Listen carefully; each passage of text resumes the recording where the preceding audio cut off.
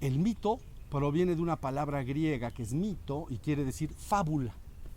Entonces, una narración mitológica como la de Adán y Eva, lo que verdaderamente está buscando es transmitir de alguna manera y desentrañar, por lo tanto, realidades profundas, ¿ok?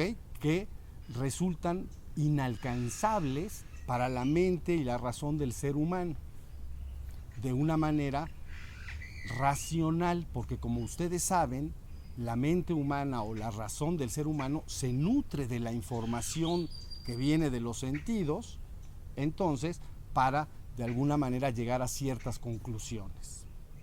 Es por eso que recurrir a un mito cuando resulta de gran utilidad, cuando se está buscando transmitir de alguna manera realidades profundas que superan o se encuentran más allá de la evidencia física. ¿Sí estamos? Entonces, este relato ustedes ya lo conocen muy bien, no lo vamos a repetir acá. Me gustaría hoy que nos centráramos en 3 puntos del relato, ¿sale? Miren, el primer punto, síganme por favor, el primer punto es entonces cuando se dice, Yahvé Elohim formó al hombre de polvo de la tierra, ¿no? Sopló entonces en sus narices y lo hizo un ser viviente. Esto lo que está indicando es que en el mito ya se está localizando perfectamente al ser humano en el reino material. Está formado de barro, de polvo de la tierra. ¿Estamos? Luego hay un segundo punto que es muy importante, ¿no? Ese segundo punto dice que Yahvé Elohim entonces en el centro del jardín puso 2 árboles, el árbol de la vida y el árbol de la ciencia del bien y el mal. ¿Ok? Y entonces impuso un mandato al hombre, le dijo, mira, de cualquiera de los frutos del árbol puedes comer, pero no puedes comer del fruto del árbol de la ciencia del bien y el mal, porque en el momento que lo hagas, morirás sin remedio.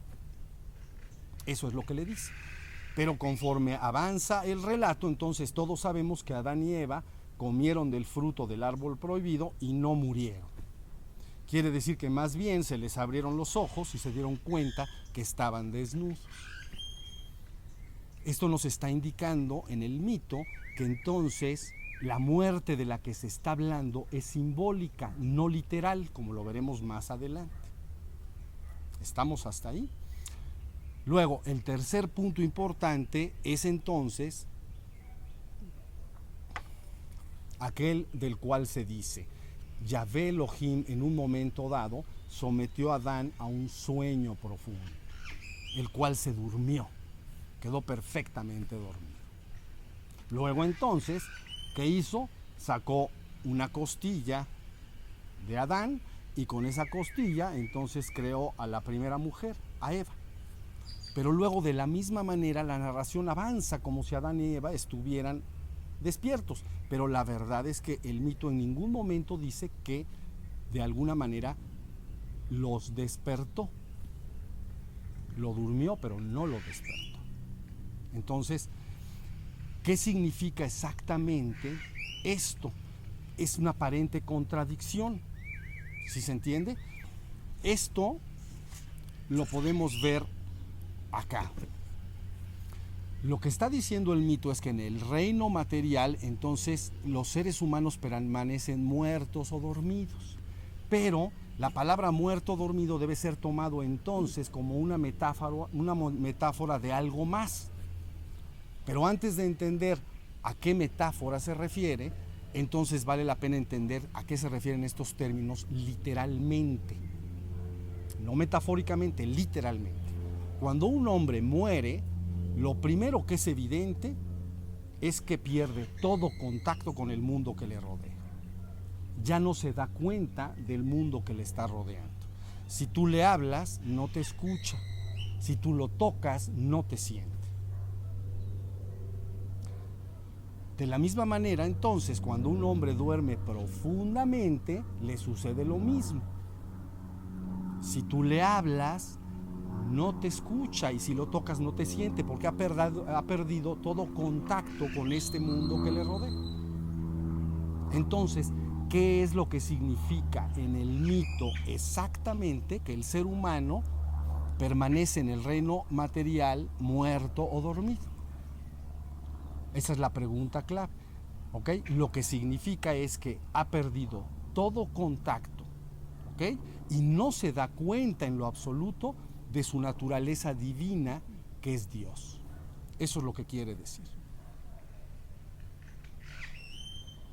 ¿Está claro?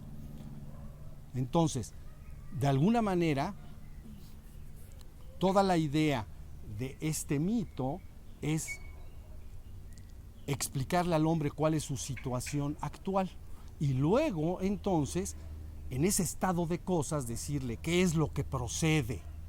Bueno, pues resucitar de entre los muertos, ¿no? Entonces viene la resurrección de los muertos o despertar. La resurrección de los muertos es también una metáfora que se utiliza en el Nuevo Testamento, ¿sí? Para designar entonces que el hombre debe experimentar una restauración o un renacimiento o una redención que lo lleve desde el reino material en el cual se encuentra muerto o dormido hacia el reino divino, en el cual entonces recupera la vida eterna o el completo despertar de su naturaleza divina, que es Dios.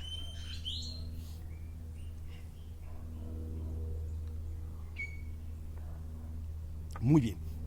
Esto que les estoy explicando entonces también puede ser entendido claramente en un relato de Jesús que está sentado en los evangelios. Miren, lo voy a comentar. Jesús se encuentra con sus discípulos al lado de un río, como nosotros ahorita, al lado de un río. Y entonces, de momento, llega una gran cantidad de gente y los rodea. Entonces Jesús en ese momento le dice a sus discípulos: vamos hacia la otra orilla. Pero uno de los discípulos le dice: maestro, espérame a que vaya y entierre primero a mi padre que ha muerto. Y Jesús entonces le contesta: no, sígueme y deja que los muertos se encarguen de los muertos. Ahí está todo.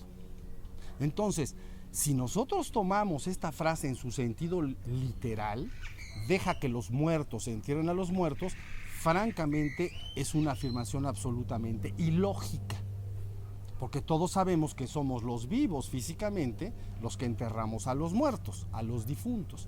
Pero si se toma estas palabras muertos en su sentido metafórico, entonces el pasaje queda perfectamente claro. ¿Sí?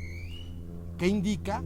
Que delante de Cristo, es decir, para la visión de Cristo, todos los seres humanos que permanecen vivos o que están muertos o difuntos son lo mismo, están muertos porque no se dan cuenta de su naturaleza divina, que es Dios.